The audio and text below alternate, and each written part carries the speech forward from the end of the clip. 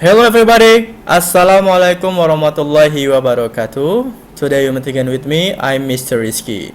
How are you today everyone? Good, and I'm fine. Okay, before we start study, let's pray together. Bismillahirrahmanirrahim.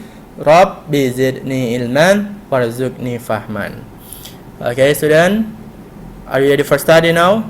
If you're ready, please open your book, it's corner 5. Okay, today Mr. Rizky akan review about our materi. Nah, tentang materi kita yang akan keluar di soal-soal PTS minggu depan. Jadi hari ini kita akan mereview pelajaran kita dari Starter 1 until Starter 2. Nah, jadi kita akan membahas tentang interest and hobbies and busy weekends. Oke, yang pertama, kisi-kisi kelas 5 bahasa Inggris. Yang pertama, menyebutkan nama-nama hari dalam bahasa Inggris. Nah, coba kita lihat. Please open your book page 6. Nah, starter 1. Nah, coba di sini lihat. Buka bukunya halaman 6. Yang pertama di sini menyebutkan nama-nama hari dalam bahasa Inggris. Jadi, kisi-kisi yang pertama itu kan menyebutkan nama-nama hari dalam bahasa Inggris. Teman-teman harus bisa menghafalkan the name of days. Sunday, Monday, Tuesday, Wednesday, Thursday, Friday, Saturday. Sunday, Monday, Tuesday, Wednesday, Thursday, Friday, Saturday. I am always happy. Nah, kalau teman-teman tidak hafal satu-satu, misalnya Sunday, Monday, Tuesday, Wednesday, Thursday, Friday, Saturday, maka kan kita sudah sering sekali Mister ajarin kita sambil bernyanyi, ya. Ingat aja, kalau kalian ingat nyanyi itu the name of days, maka teman-teman akan ingat nama-nama hari dalam bahasa Inggris. Sunday, Monday, Tuesday, Wednesday, Thursday, Friday, Saturday, I'm always happy. Nah, jadi nanti di soalnya teman-teman akan menyebutkan nama-nama hari, ya. Nah, misalnya sebutkan hari kelima. Nah, apa tuh hari kelima? Kalau dimulai dari Sunday misalnya. Nah, seperti itu contohnya. Oke, yang kedua, menyebutkan macam-macam aktivitas yang dilakukan. Nah, di sini look at your book page 6. Di sini ada activities. Nah, jadi teman-teman itu nanti tolong dihafalkan aktivitas-aktivitas apa aja yang sudah kita pelajari. Misalnya look at your book, di sini ada go shopping. Kalau go shopping itu berarti dia aktivitasnya berbelanja. Go fishing yaitu memancing. Go skating ya skating ya, seperti berselancar ya. Tapi berselancar go skating ini di salju. Nah, kalau go sailing ini berlayar. Nah, sailing berlayar ya. Oke, go sailing ini berlayar. Lalu go swimming adalah berenang. Nah, di activities your book ini ada 5. Teman-teman tolong dihafalkan. Nanti akan ada soal-soal yang berkaitan dengan activities tersebut, ya. Oh, misalnya kalau apa nama aktivitas ini? Nah, nanti Mister akan memberikan clue-cluenya. Kalian akan menjawab dengan jawaban mention the activities, ya, menyebutkan aktivitas. Lalu yang ketiga, menyebutkan nama-nama tempat yang biasa dikunjungi saat berlibur. Berarti di sini kisi-kisinya kan menyebutkan nama-nama tempat yang biasa dikunjungi saat berlibur. Nah, di sini page 7, please look at your book page 7. Nah, di sini ada place, tempat, ya. Tempat. Nah, ada apa aja? Teman-teman harus menghafalkan 1 2 3 4 5 6 7 8 9. Ada 9 place yang kalian kunjungi visit when your holiday, ketika kalian liburan. Yang pertama, the first island. Island itu seperti pulau. Nah, pulau. Mungkin kalian pernah berlibur ke sebuah pulau. Nah, yang misalnya Kepulauan Seribu. Banyak sekali pulau-pulau yang ada di Indonesia, ya. Nah, tolong kalian hafalkan. Jungle itu dia lebih ke alam atau ke hutan. Misalnya ke hutan itu dia ke taman-taman yang dilindungi ya, jungle itu misalnya. Terus lake ini adalah danau, banyak sekali. Teman-teman pasti pernah mengunjungi lake atau danau, misalnya di Danau Toba, Danau Singkarak, Danau Maninjau. Nah, banyak sekali danau-danau yang ada di Indonesia. Nah, waterfall itu apa sih? Waterfall itu adalah lokasi atau place tempat air terjun. Banyak sekali. Apalagi di daerah kita yang paling dekat itu waterfall itu curug ya, biasanya ke curug. Kalian ceritakan aja kalau kalian pernah ke curug. Nah, waterfall. Nah, ceritakan. Hafalkan ya nama-namanya dan ciri-cirinya. Nah, village ini adalah desa. Misalnya kalian pernah mengunjungi nenek, kakek, atau kampung paman, bibi. Biasanya kalian kemana? Misalnya ke Yogyakarta, kalian ke Semarang, kalian ke Medan, ke Padang. Nah, kalian mengunjungi desa-desa saudara kalian. Village. Nah, kalau farm itu adalah dia itu seperti peternakan, di dalamnya juga ada peternakan, perkebunan juga ada di farm ini biasanya. Kalian pernah mengunjungi nggak sebuah tempat perkebunan atau peternakan? Nah, biasanya kan kalau di farm itu biasanya ada hewan ternak, sapi, ayam, kambing, domba. Nah, banyak sekali. Nah, juga di dalam juga ada perkebunan. Perkebunan misalnya buah-buahan. Nah, banyak sekali. Nah, kalau field itu lapangan. Dia field itu seperti lapangan luas biasanya ya. Nah, misalnya kayak sebuah tempat apa ya? Misalnya kalau field itu seperti bisa lapangan yang berbentuk kebun jagung misalnya.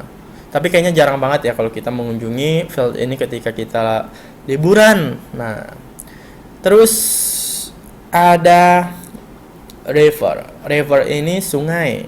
Nah, kalau sungai biasanya kita mengunjunginya ya, bisa juga sih on the weekend kita mengunjungi sungai-sungai. Misalnya sungai yang ada di Bogor atau di Tasik atau di mana, ketika kita untuk arum jeram misalnya. Nah, itu kan kalau arum jeram itu kan nggak bisa di laut ya. Bisanya di sungai-sungai yang aliran deras. Nah, seperti itu. Nah, yang terakhir mountain atau pegunungan. Kalian mendaki gunung atau hiking, nah kalian bisa mengunjungi mountain ini. Nah, jadi di sini ketika membahas tentang tempat-tempat yang biasa dikunjungi ketika libur, kalian harus mengingat, oh island itu apa ya gitu kan, ngapain, jungle itu ngapain, lake itu ngapain, waterfall itu ngapain gitu. Nanti di soal-soal bahasa Inggris PTS nanti akan ada keluar yang place ini. Oke. Lanjut, yang keempat yaitu menyebutkan kata sifat dalam bahasa Inggris. Nah, describing of people katanya. Di sini menyebutkan kata-kata sifat dalam bahasa Inggris. Ada apa aja kata sifat? Nah, di sini on your book page 7, di sini kita sudah membahas tentang describing of people, menjelaskan atau menggambarkan seseorang. Misalnya di sini untuk tinggi, tall, short, pendek. Jadi di sini ada lawan kata atau ya pasangan katanya. Misalnya kalau tinggi kan pendek, itu berarti tall and short. Nah, ini untuk menjelaskan tinggi seseorang, ya, ukuran seseorang, tinggi seseorang atau pendek seseorang. Nah, yang kedua old and young. Nah, old dan young ini biasanya umur, lebih tua dan muda. Old itu untuk menyatakan orang yang lebih tua, yang itu untuk menyatakan orang yang lebih muda. Nah, big and small. Di sini big and small ini biasanya ukuran badannya ya. Ukuran badan lah, big and small. Misalnya, lihat di sini ada gambar dogs. Nah, di sini yang pertama ini dogs-nya ada big, besar ya. Dan small itu untuk kecil, ya. Big and small, kecil. Kalau tall and short itu tinggi dan pendek. Kalau big and small itu ukuran badannya. Ya, ukuran besar badannya. Kalau yang tall and short ini adalah ukuran tinggi badannya, tinggi dan pendek. Dan yang terakhir yaitu short and long. Nah, short and long itu menyatakan sebuah benda itu panjang dan pendek. Misalnya, I have long hair. Aku punya rambut panjang, and she has short hair. Dia memiliki rambut pendek. Nah, yang terakhir yaitu menyebutkan jam, waktu yang sesuai pada gambar dengan bahasa Inggris. Nah, Di sini kita sudah membahas tentang jam. Ya. Di sini kita sudah membahas tentang jam. Mana sih jam? Nah, ini dia. Sebentar. Ya, di sini teman-teman kan kita sudah belajar tentang jam, waktu basic weekend. Teman-teman di sini coba. Kalau dia menunjukkan pukul menit pertama sampai menit ke 29, maka kita menggunakan apa? Pas ya. Coba kita contohnya. Jam 1:15. In the afternoons, I have English club at 1:15. Nah, 1:15. Kalau dia di sebelah kanan, kita menggunakan pas. Kalau di sebelah kiri, menit dari 31 sampai ke 59 itu menggunakan to. Nah, lihat contohnya. Kalau dia menyatakan menit ke-15 atau menit seperempat, maka kita menggunakan a quarter past. Ya, contohnya jam 10:15, a quarter past 10. In the mornings, I have skating lessons at 10:15. Nah, a quarter past 10, jam 10:15. Berarti kalau dia menunjukkan menit ke-15, kita menggunakan a quarter past. Kalau dia menit ke-30, half past. Then, I have painting lessons at 11:30. Nah, half past 11. Nah, berarti kalau dia menit ke-30 menunjukkan berarti menitnya kita menyatakannya half past 11. Half past itu menunjukkan menit ke-30.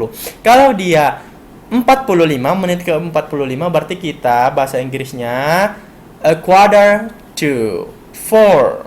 Karena jam 3:45, 15 menit lagi menuju jam 4. Maka 45 itu kita sebut dengan a quarter to, tapi di sini tidak kita sebutkan lagi jamnya 3 gitu. Malah kita tambah a quarter to 4 karena dia 15 menit lagi supaya jam 4. Contohnya seperti ini. Then, at 3:45, I have dancing lessons. Nah, Then, at 3:45, I have dancing lessons. a quarter to 4, jam 3:45. Jam 3:45, a quarter to 4. Jadi jangan lupa ketika tadi menit seperempat atau 15 kita menggunakan quarter past. Kalau menit ke-30 kita menggunakan half past. Kalau dia menit ke-45 kita menggunakan a quarter to. Kalau dia menit 1 sampai menit ke-29 kita menggunakan past. Kalau menit ke-31 sampai menit ke-59 kita menggunakan to. Oke? Itu saja kisi-kisinya yang sudah kita bahas yang akan keluar di ujian nanti. Teman-teman harus belajar di rumah. Ulangin lagi, review lagi materi kita Chapter 1 until Chapter 2 agar teman-teman bisa mendapatkan nilai bahasa Inggris yang memuaskan. Oke, I think enough. Thanks for coming to my class. We say hamdalah. Alhamdulillahirabbil alamin. See you next week. Assalamualaikum warahmatullahi wabarakatuh.